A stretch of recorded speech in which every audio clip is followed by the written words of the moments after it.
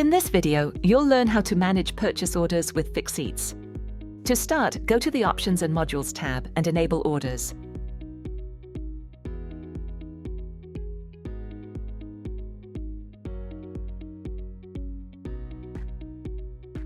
Create a new order from the Orders tab. Select the items to order and set a delivery date to activate the order.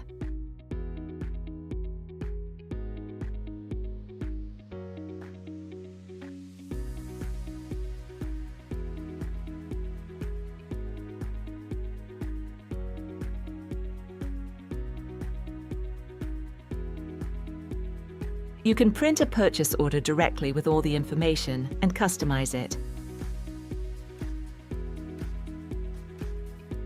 To receive an order, you can select the item and receive it, or do it directly from the Order tab.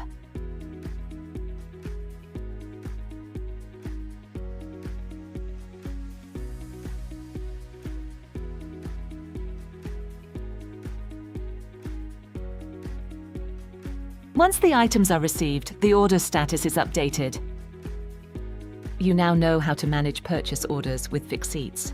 Discover all our features and tutorials on our website and download Fixeets Inventory.